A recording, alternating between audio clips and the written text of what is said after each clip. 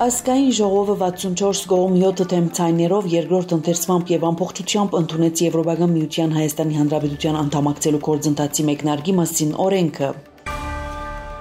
Հայաստանի վարչապետ Նիկոլ Փաշինյանի եւ Ամերիկայի պետական քարտուղար Մարկո Ռուբիոյի հեռախոսազրույցը կայացավ։ Կառավարութենեն հայտնեցին, որ քննարկված են Հայաստան-Ամերիկա ռազմավարական գործընկերության, ինչպես նաեւ դարաձաշրջանային զարգացումներուն առնչվող հարցեր։ Վարչապետը պետական քարտուղարին ներկայացուցած է բանակցային գործընթացը, որուն արդյունքով համաձայնեցված է Ադրբեջանի հետ խաղաղության համաձայնագիրի նախագիծը։ Վարչապետ Փաշինյան ընդգծած է, որ համաձայնագիրի նախագիծը ստորագրման կսպասե։ Նիկոլ Փաշինյան եւ Մարկո Ռուբիո պայմանավորված են շարունակելու Հայաստան-Ամերիկա բարձր մագարտակի շփումները։ Պաշտոնական Բաքուն եւ Երևանը խաղաղության պայմանագրի նախագիծի շուրջ աշխատանքը ավարտելու մասին հայտարարեցին 13 մարտին։ Ատկե հետո պետական քարտուղար Մարկո Ռուբիոն ողջունելով հայտարարությունը ասաց էր, որ այժմ պայմանագրի ստորագրման եւ վավերացման ժամանակն է։ Հայտարարություն տարածեց նաև պետական քարտուղարությունը ըստ ամերիկյան կողմին Մարկո Ռուբիոն եւ Նիկոլ Փաշինյանը որպես ռազմավարական գործընկերներ քննարկած են ընդհանուր շահերը։ Հարավային Կովկասի մեջ որևէ հարձակում անընդունելի է, հայտարարած է Ամերիկայի պետական քարտուղարությունը, նշելով, որ վարչապետ Նիկոլ Փաշինյանն ու Ամերիկայի պետական քարտուղար Մարկո Ռուբիոն հեռախոսազրույց ունեցած են եւ այս հարցով համագործակ եղած են։ Պետական քարտուղարը ողջունած է Ադրբեջանի հետ խաղաղության պայմանագրի շուրջ համաձայնությունը եւ ընդգծած գայուն խաղաղության կարեւորությունը դարաձաշրջանային հագամարտություններու շրջափուլը գոդրելու եւ հարավային Կովկասի մեջ անվտանգություն բերելու համար։ Վաշինգտոն թիմած է Անկարային հորդորելով աջակցել Ուկրաինայու եւ հարավային Կովկասի մեջ խաղաղության։ Ռուսաստանի եւ Ուկրաինայու միջև հրատատարի հասնելու ճանկերուն զուգահեռ քննարկված է նաեւ Հայաստանի եւ Ադրբեջանի միջև խաղաղության գործընթացը։ Ամերիկայի պետական քարտուղար Մարկո Ռուբիոյի եւ Թուրքիո արտաքին գործոստնախարար Հական Ֆիդանի հանդիպման քննարկված է նաեւ անվտանգության եւ արևդուրի ոլորտի ներս առանցքային հարցերու շուրջ համագործակցությունը, նշված է պետական քարտուղարության մամլոյցարայության ղեկավար Թամի Բրյուսի հայտարարության մեջ։ Ռուբիոն նաեւ ընդգծած է գայուն Սուրիո աջակցելու ուղղությամբ սերտ համագործակցության անհրաժեշտությունը։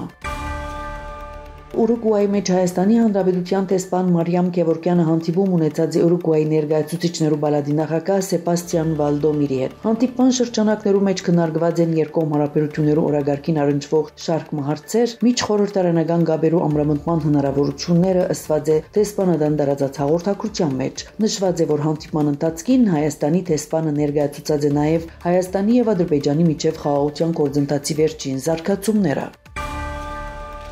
Շնորհակալություն կհայտնեմ հարգարժան բարոն Միրզոյանին, որ գիրքս կարդացած է եւ հիանալի նախապան գրած։ Սա իմ առաջին այցելությունս է Հայաստանի Հանրապետություն, այդ մասին գիրքի շնորհանդեսի ժամանակ ըսավ Իրանի արտաքին գործոստնախարար Աբբաս Արաքչին։ Ես բարոն Միրզոյանին հետ տարբեր առիթներով տարբեր երկիրներու մեջ հանդիպած եմ։ Բարոն Միրզոյան պրոֆեսիոնալ թիվանակետ եւ ուժեղ բանակցող է եւ իրական հայրենասեր, որը իսկապես չամքեր կգործածրի իր երկրի անվտանգության եւ ազգային շահերուն համար, նշած է Աբբաս Արաքչին։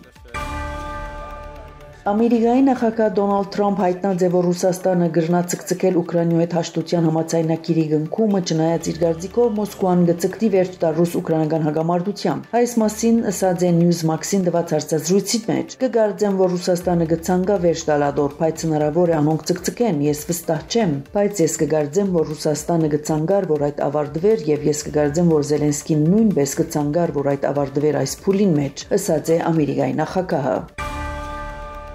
Բաղեստինյան ազգային վարչակազմի առաջնորդ Մահմուդ Աբբասի գլխավորած Ֆաթհ շարժումը գոչ ըրած է Համասի խմբավորման հրաժարելու Գազայի հատվածի վերահսկողութենեն։ Մենք Համասին գոչ կնենք լսել մեր ժողովրդի ցայն եւ հերանալ Գազայի հատվածի կառավարման դաշտեն, թույլ տալով Բաղեստինյան ազգային վարչակազմին եւ Բաղեստինի ազատագրման գազམ་ագերբության իրենց բարդականությունները կատարելու, ասած է Ֆաթհի ներկայացուցիչը։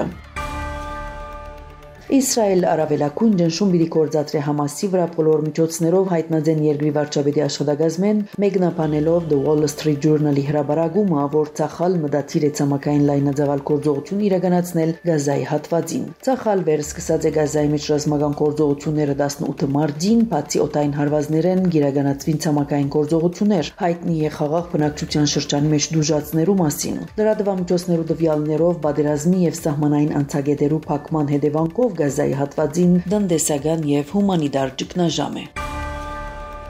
Գերմանիո նոր գումարման Բունդեստագի նախագահի պաշտոնին ընտրված է գյուղատնտեսության նախկին դաշնային նախարար Քրիստոնեա-դեմոկրատական միության անդամ Յուլիա Կլյոկներ։ Դեղի ունեցավ նոր 21-րդ գումարման Բունդեստագի առաջին հիմնադիր նիստը, նոր խորհրդարանի մեջ պիտի աշխատին 630 պատգամավորներ։